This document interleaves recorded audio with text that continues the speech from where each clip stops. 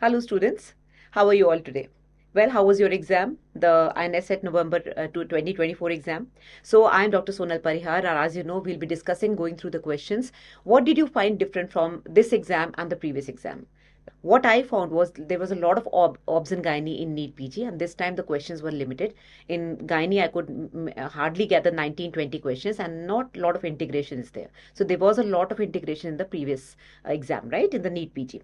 So in this, we are not surprised with the topics because the topics are the same old topics which are important, the high yield topics, but the options are confusing. If you look at the question, the stem of the question is very simple, but the options are quite confusing, most of the questions. So let me just quickly go through the questions and I'll be showing you where I have taught this in Manipal MedAce.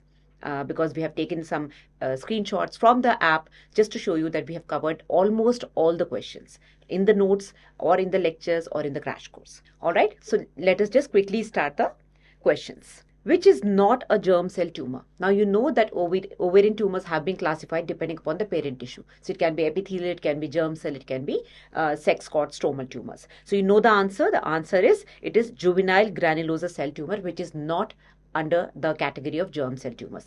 Let us quickly recapitulate. So that is a screenshot from the app where I have covered this question. So type of parent tissue, according to that, the classification is epithelial, germ cell, sex cord, gonadoblastomas, and some are unclassified, then gestational trophoblastic diseases and secondary metastatic tumors. Epithelial tumors, as you can see, are basically the serous, the endometrioid, the mucinous, the clear cell, and the Brenner's tumors. So they can ask you any of these. We know serous and endometrioid and mucinous are quite common, but if they ask you clear cell or Brenner's tumor, you might get confused. So remember, you can make a mnemonic just to remember this is the epithelial because it is resembling, the serous is resembling the fallopian tube. The endometrioid is resembling the endometrium, right? Mucinous is resembling the cervical tissue because it secretes mucus. Clear cell is a very invasive carcinoma and Brenner's tumor is very much like a fibroma.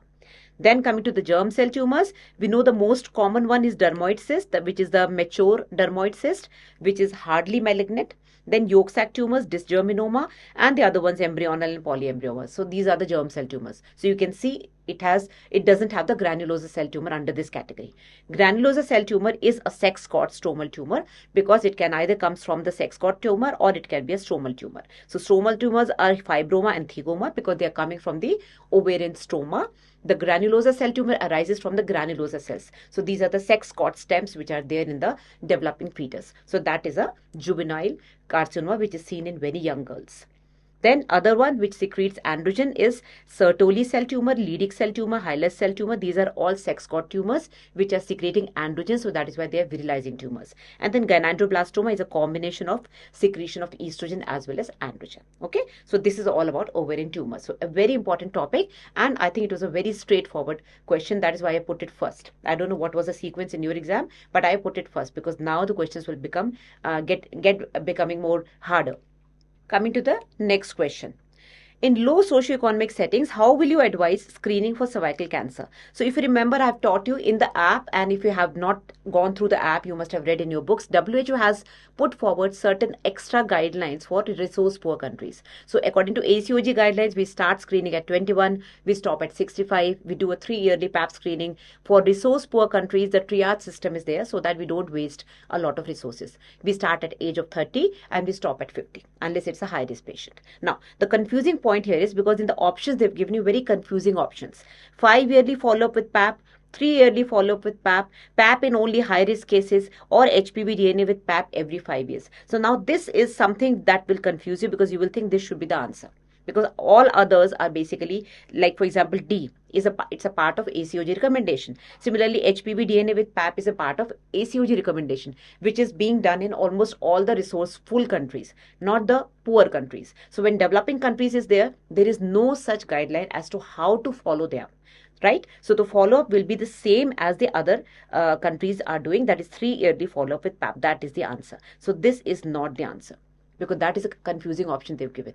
What I have taught you, I'll just quickly go through the slides. See, WHO guidelines for cervical screening, it should be started at 30. This is only for the resource poor countries. If she is living with a HIV positive partner, you start at 25 and you stop at 50. If you stop at 50 if the previous screenings were normal. You don't wait till 65.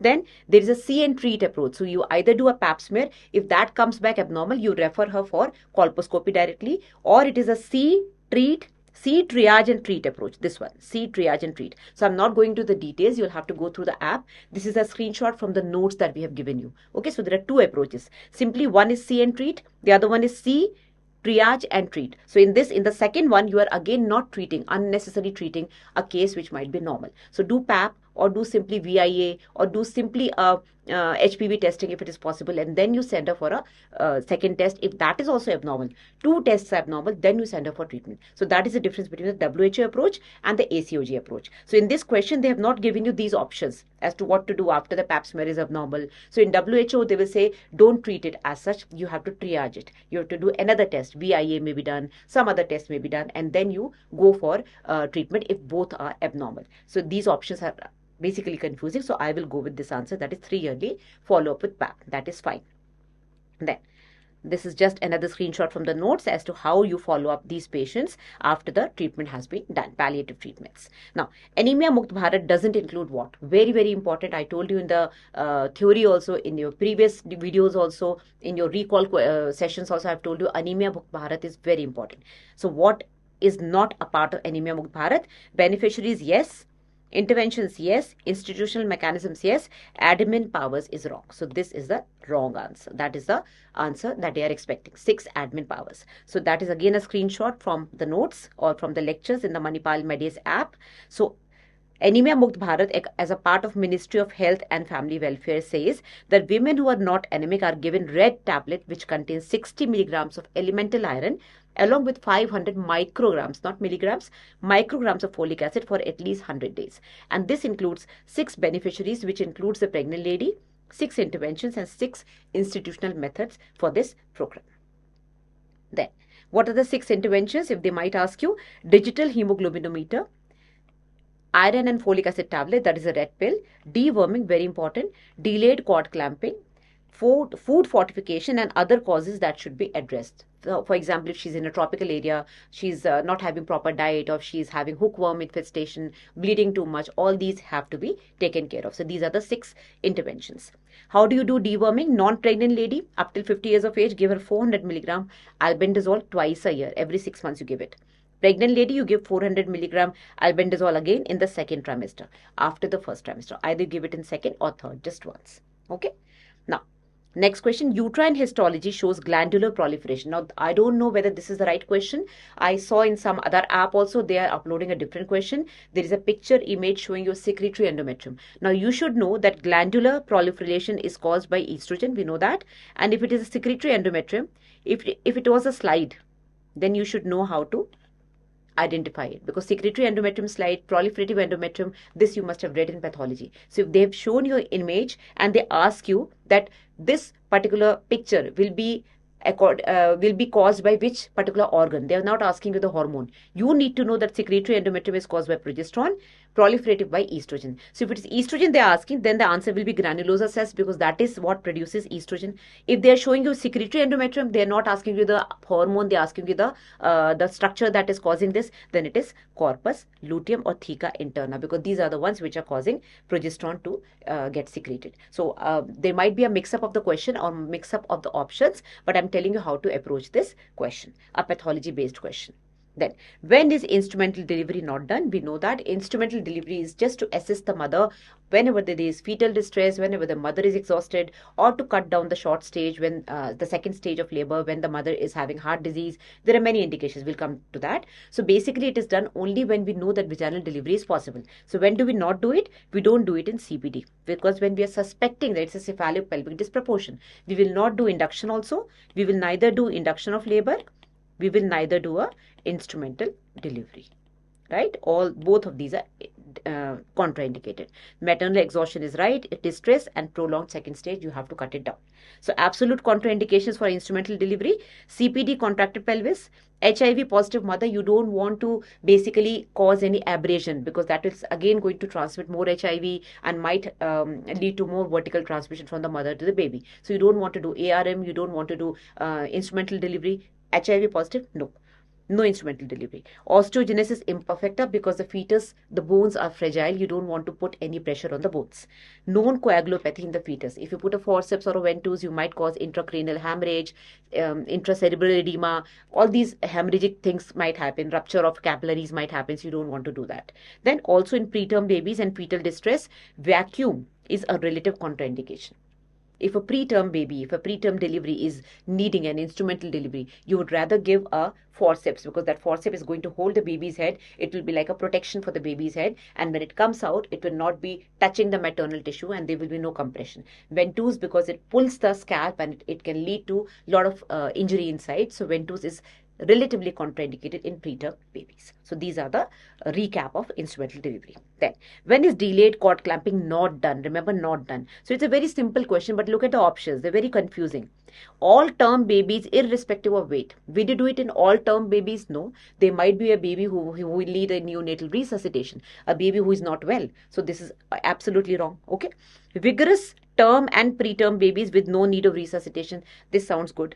Vigorous term babies with no need of resuscitation. What about preterm? They have not included preterm. We can do delayed cord clamping in preterm also. In fact, preterm babies need more delayed cord clamping because they need more blood. So you don't want to get the preterm baby anemic, right? Unless the baby needs resuscitation. So this sounds like a very complete answer.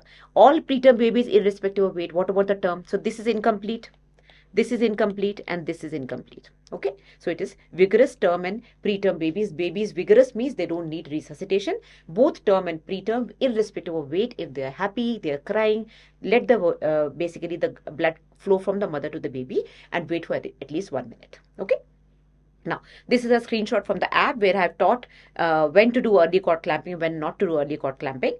So basically, when the baby is hypoxic, you have to do early cord clamping. Delayed cord clamping will be contraindicated. The baby needs immediate resuscitation. So you have to transfer the baby to the pediatrician. And maybe if the mother is also hemodynamically unstable, then you have to just cut the baby out from the mother, cut the cord and don't let them connect. Don't let the mother's blood flow to the baby. Neonatal resuscitation needed for any reason. Known heart disease in the baby. Again, you don't want a lot of blood to come to the baby because that might lead to cardiac overload. If cord is avulsed, sometimes when you are basically delivering the baby, it's a traumatic delivery, the cord gets cut or avulsed and then a lot of bleeding comes out from the placenta. So then in that case, there's no point of delayed cord clamping. Or if it's IUGR, we have normal cord blood evaluation, RH negative mother with a negative ICT. You don't want the blood to flow. If the baby is already isoimmunized, then there is no problem because it already has maternal blood inside and there is a lot of mixing going on already. So if it is an RH negative mother and you don't know the status of the baby, but it's an RH, you can say non-isoimmunized pregnancy, when the indirect Coombs test is still negative, you don't want mixing to happen. In that case, do a early cord clamping and separate the baby as soon as possible, because delivery is a time when maximum feto-maternal hemorrhage and mixing of blood will happen. HIV positive mothers, according to NACO, they say that okay, you have to do an early cord clamping because we don't want the mixing of blood. Just like we don't do instrumental delivery, we don't do ARM. ACOG still says that you can still do a delayed cord clamping, let the blood flow, because already the baby was inside the mother. So there is a controversial thing, but NACO says HIV positive mother, don't do delayed cord clamping, just do an early cord clamping. Okay, so these are all the indications for early cord clamping. Then another terminology which is new. Early pre-eclampsia is before what? Now the definition of pre-eclampsia is, definition of PIH or gestation hypertension is when it develops after 20 weeks. But now early pre-eclampsia has been this terminology has been given and the answer is 34 weeks. Why 34 weeks? Because by 34 weeks the baby will be mature enough, the organs will be mature enough. So if it is happening after 34, the maternal complications, the end organ damage, the fetal complications will be less. Okay, so your intervention, the way you manage such patients will be different. So that is why they have categorized into early and late preeclampsia. So late preeclampsia, we don't need to worry. Early preeclampsia, because the baby is still not mature, they will need corticosteroids, they will need a lot of attention, a lot of monitoring, Dopplers. Mother might be having end organ damage, she might end up in eclampsia. So that is why they have categorized it into the early preeclampsia and late preeclampsia. So I don't have any screenshot to show you because this is something new. We haven't taught you this in the app, but this will come eventually. Okay, so answer is 34 weeks. Next question, all are physiological changes in pregnancy except. Very important chapter. I know it's very boring, but if you're good in your physiology, hematology, so all medicine and hematology and physiology will come here. So if you're good at it, then you can answer this. Okay, but it's a very easy option. This one is, I would say, even if you have not read the chapter, it's easy. You know there will be a drop in blood pressure. Why will it increase? There is a increase in plasma volume and the blood pressure is basically reducing. So the mother will have supine hypotension, compression of inferior vena cava. So this sounds wrong. Okay, and this is the answer. Increase in RBC mass is correct. All the WBCs, RBCs, they are increasing. Platelets are decreasing. Increase in peripheral insulin resistance. That is the reason why the mother becomes diabetogenic. It's a diabetogenic state. And fasting hypoglycemia, because the mother's sugar, the glucose, is getting actively transported to the fetus through the placenta, because the baby needs a lot of glucose. So mother, when she's fasting, will go under hypoglycemia because her sugar is getting transported to the fetus. But postprandial, there will be hyperglycemia because insulin is not working. There is an insulin resistance. So that is the reason there is hyperglycemia postprandial. So this is the answer. So these are the screenshots from the notes that I have given you in the app. So you can see where exactly I have written. Yeah, here. Systolic blood pressure and diastolic blood pressure, they are all going to decrease. So basically systolic, diastolic, MAP, they are all going to decrease because of the progesterone, which causes vasodilatation, nitric oxide, prostaglandins, and atrial natriuretic peptide. So this is a screenshot from the notes. Let us quickly recapitulate what we have read before. Cardiac output begins to increase in early pregnancy by 5 weeks. So they have written 6 weeks onwards the blood pressure will increase. But that is wrong. Blood pressure decreases, cardiac output increases. Okay, so don't get confused. More than 50% increase by 8 weeks of pregnancy, peak at 28 to 32 weeks, static till term, and then decreases at term. Cardiac output is maximum in the left lateral or right or knee chest position and least in sitting or supine position. So when the patient is sitting or lying down, the cardiac output is low. She basically goes in the right or left lateral, or she goes in the knee chest position, it increases. Venous pressure is increased by 100%. Femoral venous pressure increases. Antecubital venous pressure remains unaffected. Oxygen consumption is increased. Obviously, RBC mass is increasing. Hemoglobin is basically hemoglobin mass. The concentration is increasing because of the increase in RBC mass. Hence, in pregnancy, pedal edema subsides by rest alone. Hemorrhoids will happen because of increased venous pressure. Varicose veins, DVT, BMR is increasing, pulmonary embolism. This is all because of the increase in the venous pressure. Then peripheral vascular resistance decreases as progesterone is a smooth muscle relaxant effect. So vascular resistance is decreasing. So obviously blood pressure will also decrease. Pulmonary vascular resistance decreases. AV gradient decreases because the venous blood is basically carrying a lot of oxygen. Blood pressures all will decrease. Then maximum decrease in blood pressure will be in the second trimester. Maximum decrease will be in the diastolic, in supine position when she is lying down like this, not in the left or right lateral. And AV oxygen gradient is decreasing. Coming to the carbohydrate metabolism, pregnancy is an anabolic state. Insulin resistance is because of progesterone, estrogen, remember PCOD, HPL, cortisol, and fatty acids. Maximum resistance is between 24 to 28 weeks. That is why we do a GTT. Remember, GTT is done in between 24 to 28 weeks. Maternal fasting is hypoglycemia. Postprandial hyperglycemia because of insulin resistance. Hyperinsulinemia in pregnancy, so it's an anabolic state. Maternal tissues, they get hypertrophic because of hyperinsulinemia, and glycosuria may be seen in 50% of the normal non-diabetic pregnant patients. Hematology, blood volume starts to increase from 6th week, maximum at 30 to 32 weeks. That is why cardiac output is also increasing. Average increase in blood volume is 30 to 40% above the non-pregnant level. But as compared to the plasma volume, RBC volume is not increasing that much. That is why there is hemodilution. So plasma volume increasing by 40 to 50%, RBC by 20 to 30%. That is the reason why there is a hemodilution. So hemoglobin, even though if it is 11, it is showing 9.5 because of dilution. Water content is increasing. In twin pregnancy, multigravid and big baby, the increase is almost up to 80%. Then factors that increase during pregnancy. HB mass is increasing because RBC volume is increasing.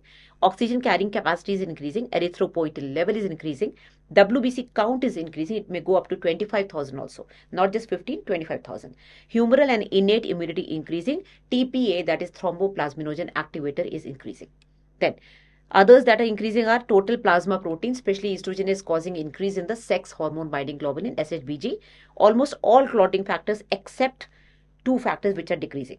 Tell me which ones. I'll come to that slide. Serum fibrinogen clotting 1 is increased by 50%. All markers of inflammation are increasing. Factors which remain unaffected are BT-CT, antithrombin levels, CD4, CD8 count, and B lymphocyte. They are not increasing or decreasing. The things that are decreasing are hematocrit, because when you are taking a percentage of hemoglobin as compared to the plasma volume, then it is decreasing. Hemoglobin concentration, hematocrit, number of RBCs per volume is decreasing. Viscosity of blood, because it is a diluted blood now.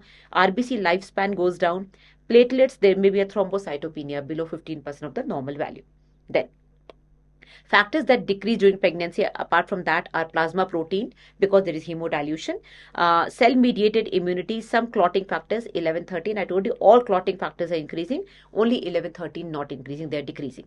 Anticoagulant activity is decreasing because it's a hypercoagulable state. Protein C and S are decreasing. Levels of coagulation factors normalize within 2 weeks.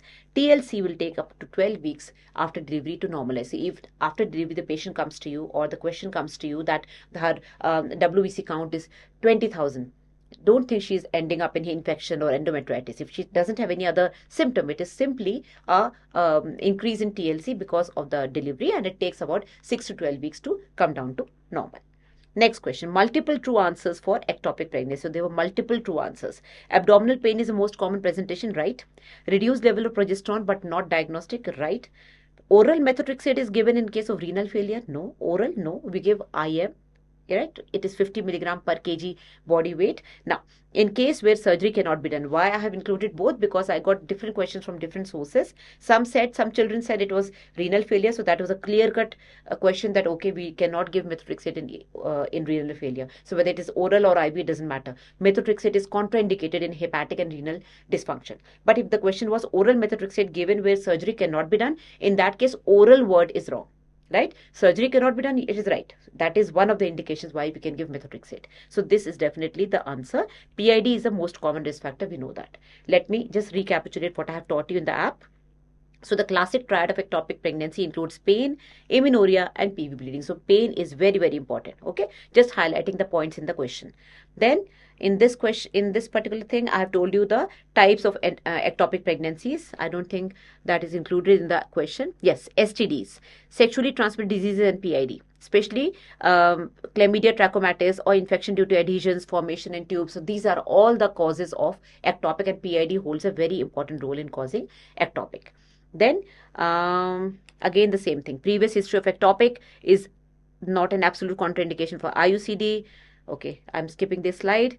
Then comes the investigative part. So you know that when we are basically confused as to what is the diagnosis, it's a pregnancy of unknown origin, beta HCG is high, pregnancy test is positive, we cannot see anything in the sonography. In that case, we do a RIA of beta HCG. In 48 hours, Kadar principle says it should become almost double. Okay, so it should be almost double or more than 35% increase. So if it is not increasing and the symptoms are suggestive of ectopic, then it is diagnostic of ectopic. Serum progesterone will be low than the viable pregnancy. Normally it is more than 25. It is less than 5. It is suggestive of ectopic, but it is not diagnostic. That was there in the option.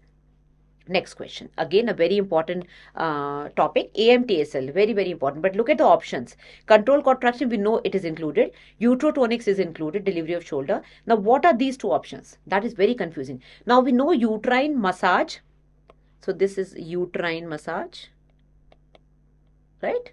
Uterine massage and bimanual compression. Bimanual compression definitely is not a part of AMTSL, but they have not told you that you have to pick up multiple choices. So now out of the two, I would say bimanual compression is the answer, because we don't do the compression. That is a part of treatment of PIH, PPH, sorry, atonic PPH. When we are managing a PPH case, we do a bimanual compression. By uterine massage, they may mean the fourth parameter of AMTSL, that is intermittent uterine assessment, uterine tone assessment. That is a uterine massage. You put a hand on the tummy and you just massage the uterus and you feel that the tone is good. So that is basically this. Okay. So the answer here will be bimanual compression.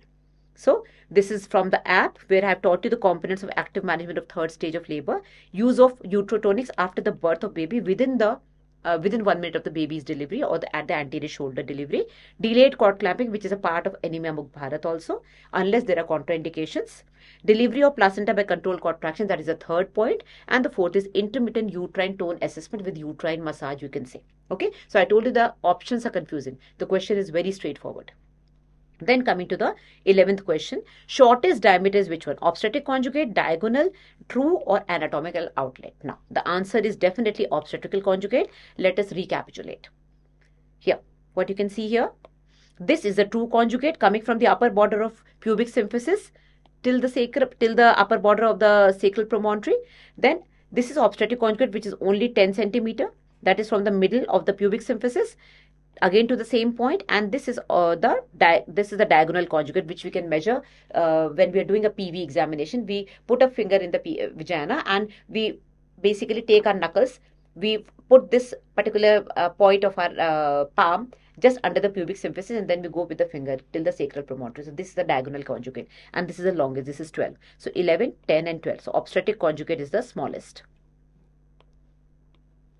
Then coming to the outlet, can you see the outlet? Here is the anatomical outlet. So this is 13 centimeter, obstetric is 11, 11.5. So nothing is as small as obstetrical conjugate, that is a 10 centimeter OC.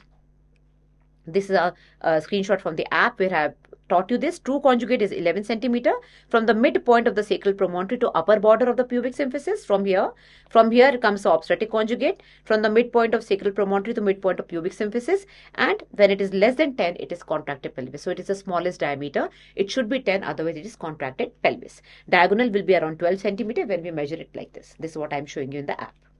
Then coming to the longest diameter, they might ask you the largest diameter of the pelvis. That is, the largest diameter is the transverse diameter of the pelvic inlet. That is where the baby has to move around. So it is 13 centimeter distance between the farthest 2 points on the iliopectineal line. There are two bones like this, ilium. So iliopectineal line, the 2 points farthest from the iliopectineal line are perpendicular to the obstetric conjugate, and this is the largest diameter. So OC is the smallest, and the perpendicular line is the transverse diameter of the inlet, which is the longest, which is 13 centimeter. Okay, it lies 4 centimeter anterior and 7 centimeter behind the pubic symphysis. Anatomical outlet, it is rhombus shaped. It has 3 diameters, AP, transverse and post-sagittal. We are not worried about transverse because it is intertuberous. Nobody asked that. AP is the most important. That is what they ask you all the time. So basically, if this is the pubic symphysis and this is the sacral promontory, so we are going towards the outlet. So the lowest point of the pubic symphysis and the coccyx, that is the tip. So this is the anatomical outlet, and this is around 11.5 to 13.5 because we know that the coccyx can move. So that it can be 2 centimeters, it can move forward and backward. So when she's in the lithotomy position, when the legs are high in the stirrups, the outlet diameter increases. That is why we make the patient lie down like this so that the outlet diameter can increase. Next, coming to the very important question, or you can say a very interesting question. A female athlete, okay, she is an athlete with a low BMI. What is the normal BMI? The normal BMI is between 18 to 22 or 23. She comes with secondary amenorrhea and primary infertility. So why have they given you an athlete? Because they want to tell you that exercise can have a bad effect on the hypothalamus, and that can lead to amenorrhea because of shutdown of all the hormones. So you can see FSH and LH are very low. TSH is normal. Prolactin is normal. Prolactin up to 27 is normal. TSH up to 5 is normal. What do you think is the cause of primary infertility? Hypergonadotrophic. Hypergonadotrophic will be when the ovaries are failing. So estrogen progesterone will be low. They have not given you the values of estrogen progesterone. In that case, FSH LH will be high. So FSH is so low. So it cannot be hypergonadotrophic. Hypogonadotrophic, yes. Why? Because it is affecting the hypothalamus. Whenever there is problem in the neuropsychiatric problems like anorexia nervosa, bulimia nervosa, or exercise basically causing problems in the hypothalamus, which I'll tell you, it is an exercise-induced hypothalamic dysfunction. So it is hypogonadotrophic hypogonadism. Normo? No, it cannot be normo because all these are low. Okay, FSH, LH. Ovarian insufficiency can lead to hypergonadotrophic. So it is not ovarian insufficiency. So this is a screenshot from the app. Excessive exercise. There's a triad which is known as female athlete triad. She's having menstrual dysfunction, secondary amenorrhea, low energy availability and low BMD. So her bone mass is also decreasing and her BMI is also decreasing. Okay. Now, excessive exercise leads to release of endogenous opioid, that is beta endorphin, alters the pulsatility of GnRH and leads to amenorrhea. So basically, the GnRH pulsatility is altered because of excessive exercise, and that leads to hypothalamic dysfunction, hypogonadotrophic hypogonadism, that is leading to amenorrhea and infertility. So excessive stress releases CRH, cortisol releasing hormone, which goes and stimulates the pituitary to release ACTH. Then that secretes, that basically activates the adrenal glands to secrete a lot of cortisol. High cortisol and high prolactin, all these can lead to secondary amenorrhea. And if she was an athlete even before the marriage, then obviously she lands up in primary infertility. So basically, she was an athlete, she got married, she already was suffering from all this, and now she's having primary infertility, means she never conceived. Next question. Okay. Another screenshot. Excessive weight loss, athletes and ballet dancers, that can lead to low leptin, which leads to low BMI. Low estrogen stimulates hunger, which causes decreased GnRH frequency, leading to amenorrhea, and body weight loss also contributes. So basically, low BMI, low leptin, low FSH, LH, everything is basically decreasing the GnRH pulsatility. Next question is again a very important topic. Which cancer can be prevented by vaccination? Very simple. We know gynae, it's cervical cancer. That is the only cancer which can be prevented by vaccine. Even then, we are leading cause for cervical cancer deaths. Okay, so breast and cervical cancer are maximum in our country because of the lack of, you can say, awareness, lack of protocols by the government, the pap smears, there is no protocol, and high parity, and you can say early marriages, all these things are basically responsible for cervical cancer. Not hepatocellular, not Burkitt's, and not Burkitt cell cancer. Okay, then aneuploidy detection, choose the multiple correct answers. We know fluorescent in situ hybridization is used in amniocentesis.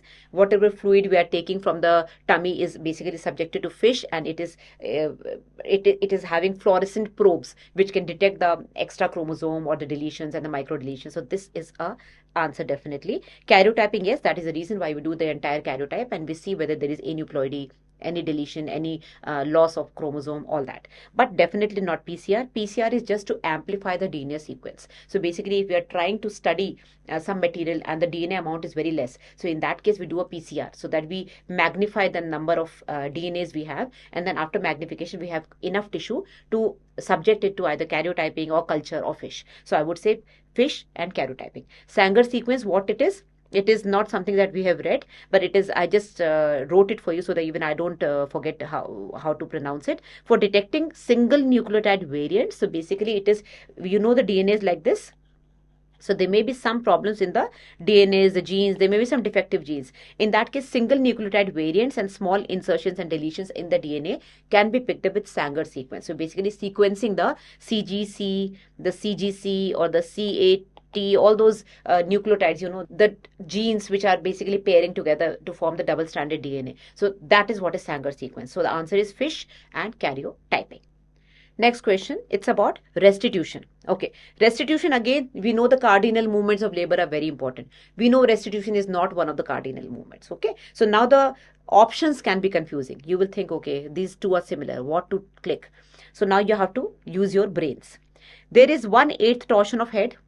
Yes, definitely there is 1/8 torsion of head, but head is not moving on its own. It's not a cardinal movement. Cardinal movements are the ones which the baby is purposely doing, or the pelvic floor is purposely making the baby do so that it can deliver easily, like this, like this, like this, in that serpent motion. Okay, so it is not 1/8 torsion of the head, simple. It is simply a passive movement of the baby's head after delivery by 1/8, because the baby was like this. Okay, how do I show you? Imagine this is the baby. Okay, so this is the occiput and this is the sinciput. So the baby was coming out like this because it was LOT. So that is my left side, that is LOT. So to deliver the baby has undergone 2/8 torsion and it has come under the pubic symphysis. Now it has come out. So now the shoulders are like this in the transverse position. So for the shoulders to come like this, the baby was just simply go restitution on its own. It's a recoil. It's just a passive movement. So the baby is, because there was a 2/8 torsion. 2/8 torsion, so baby just underwent 1/8 torsion, that is restitution. After that, there is external rotation when the shoulders have to rotate. In that case, another 1/8 rotation and the baby again goes to the LOT position. I hope you know this. I have just quickly recapitulated. So the answer here is passive movement of the baby's head after delivery by 1/8. Okay, after that, what it is doing is external rotation, that is a cardinal movement. Now, neck turning due to torsion in response to shoulder rotation, no. This is external rotation. Okay, so this is external rotation, this is not restitution. Head pushing the vulva, not at all. So this is the answer. So you know 1 and B, A and B are confusing. So that is a screenshot from the notes that I've told you, I've given you. Restitution is a visible passive movement due to untwisting of the head back to LOA or ROA, 45 degrees rotation of the occiput towards maternal thigh of the corresponding side. So from LOT it went like this, and now it will go like this. And rotation, external rotation, again it will go back. Okay, so external rotation is restitution continues, occiput comes to original position, total untwisting is 2/8. Shoulder rotates and anterior shoulder comes under the symphysis pubis. That is the difference between the two. Next question. Quadruple test includes all except. Very important and very simple. Inhibin B, unconjugated estradiol, yes. Beta HCG, yes. AFP, yes. Why is this wrong? Because it includes inhibin A, not B. B comes from granulosa cells. Okay. So inhibin A. It is inhibin A. This is the screenshot from the notes that I've given you. Triple marker, it includes, it is outdated now. It includes MSAFP, estriol and HCG. It does not include inhibin. Quadruple is including inhibin A, not B. Okay, so you can go through the notes in the app. Next question is, couple came with infertility. Male sperm parameters are normal, means the male doesn't have any problem. Female has normal internal genitalia, means HSG and everything, uterine structure has been done. Normal hormonal parameters also, no ovulation problem, no tubal problem, no uterine problem. So now, this is unexplained infertility. Unexplained infertility. How many of the couples suffer from that? Very important, and I've told you this in the lectures, in the notes also, that is 10%. 10% is the answer. 10% of the couples have no reason. Okay, and that is the screenshot from the notes. Male factor is 40%, female is around 50%, and 10% is both. 10% is unexplained. That is unexplained infertility. Okay, so you can go through these notes. Then 15-year-old girl presented with urine retention and bluish bulge in the vagina. I don't know whether they showed you the image or not. If it was an image-based question, again, very, very important question, very commonly asked question. I got fed up of this question. Again and again explaining the same question. Yes, there is a bulge and there is urinary retention because lot of blood is getting collected. So it is definitely not MRKH. In MRKH, she doesn't have a uterus. How will she bleed? Here, she is bleeding internally. Okay, and there is a bulge in the vagina because every month she's bleeding. Every month around 50-80 ml blood is getting collected. So by the end of maybe 5-6 months, now she will have a big lump. Entire vagina and uterus is full of blood, and now that is presenting like a suprapubic bulge, like a lump in the suprapubic area just above the pubic symphysis, that is going to pull the bladder behind, and that is going to cause urine retention. And the main point here is bluish bulge in the vagina. This bulge is only caused by imperforate hymen. So this is the answer. Imperforate hymen is the answer. It is not transverse vaginal septum because transverse vaginal septum is high up. If this is the vagina, the imperforate hymen is here. Okay, that is why it is showing it as a bulge. Transverse septum will be here. So even though the blood is getting collected, behind there is lot of blood, but this is not going to cause any bulge because it is high up. And longitudinal vaginal septum is like this. If the septum is like this, why will there be any amenorrhea? She will come with bleeding. The only problem will be she'll have problem in the intercourse, because, or maybe later on in delivery she might have problem if she gets pregnant, because there is a septum dividing the vagina into two. So the answer is imperforate hymen. Some questions have been taken up by other faculty because they were like integrated questions. So some might have been taken by Dr. Ranjana in pathology. Maybe Dr. Akshay might have taken in medicine. So don't worry about that. But I did not find many integrated questions this time. Okay. So 24-year-old para 1 L1 with one living child. She's came with abdominal pain with history of rheumatic heart disease. Recently went mitral valve replacement and on warfarin therapy. Why such big history? Why are they talking about heart disease? You'll come to know. On examination, there is a 14-week size abdominopelvic mass, so it is not a pregnant lady. So you will think, okay, we have done heart disease in pregnancy. Why are they giving us heart disease with abdominal lump, with a gynec lump? On ultrasound, it's a unilocular cyst with reticular appearance. Now, what does that click? Does that click your mind? Okay. Reticular appearance means there is something like a cobweb, like a spider web. So that is a reticular appearance. That means it is something to do with blood. She's bleeding inside. It's a hemorrhagic cyst. Remember, I have told you, hemorrhagic cysts will look like as if there is a reticular, like a web inside, a spider web inside, because a lot of blood and fibrin strands will be there. It will get clotted. So it will be a hemorrhagic cyst, and it is quite big. 14 weeks is a big cyst. So anything above 7 centimeter. We know in ladies who are below 35 years of age, we can wait till 7 centimeter. But she's on warfarin. which is a very strong anticoagulant. She has had a surgery for mitral valve replacement. So basically, they have not given you INR. So we know that she's probably bleeding inside. That is a correlation. So they've given you a cyst size, which is kind of, you can say, you will get confused because benign masses up to 7 centimeters, she's a young lady, you will leave. But now they're telling you reticular appearance with warfarin, so you don't have to wait, you just have to do a surgical exploration. You can't wait for MRI. You may do an MRI, but they want basically the next best step. So there is no suspicion. You just have to open her up. You have to do a laparotomy or a laparoscopic resection. You have to remove this. Okay. CA125 not required. It doesn't appear to be cancerous. Cancerous cysts will not be that big. They will not have reticular appearance. It will be more of necrotic. And why will such a big history of warfarin, etc. will be given? Moreover, she is a young lady. So no, it is ruled out. Follow up with USG, not at all. So this may be an option, but no, the better option is surgical exploration. I hope the questions were clear, the answers were clear. Go to the Manipal MedAce app, you'll get everything there. Solution to everything. Okay. So thank you, students, and all the best for your next exams. All the best for your counseling also.